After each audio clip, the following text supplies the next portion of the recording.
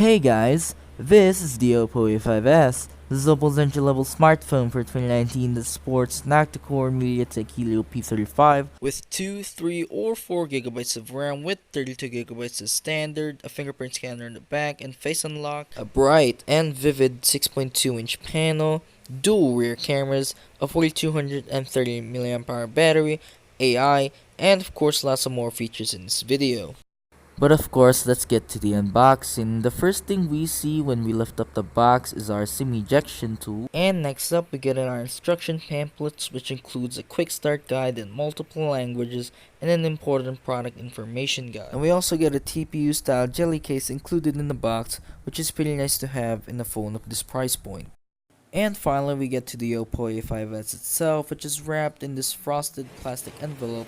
And once you slide that envelope, you'll find the phone with a screen shield pre-installed, so you can remove that if you prefer, but let's set that aside for just a minute while I take a look at the contents. Which coincidentally includes a white Oppo branded wall adapter and a white micro USB 2.0 charging cable.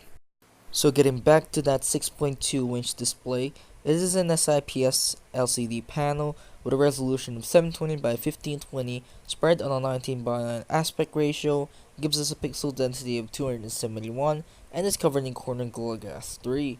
It has an excellent viewing angles, and it perfectly includes the front-facing camera module, which includes an 8 megapixel sensor with an f2.0 aperture, good for 1080p HD video.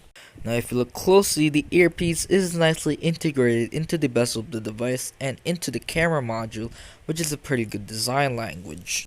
Now on the left hand side of the device, you'll find your volume up and down rockers, your combination micro SD and nano SIM tray, and this is dual SIM. On the bottom, you'll find your single down-firing loudspeaker as well as the 3.5mm headphone jack, micro USB 2.0 port, as well as a microphone. On the back, you'll find your dual camera setup, a 13 megapixel f2.2 sensor, and a 2 megapixel depth sensor at f2.4, good for 1080p at 30 frames per second. And as you can see, the fingerprint scanner and the camera module is kind of rimmed in this gold plastic, which is a very nice touch. And of course, on the back, you'll find your Oppo branding on the center.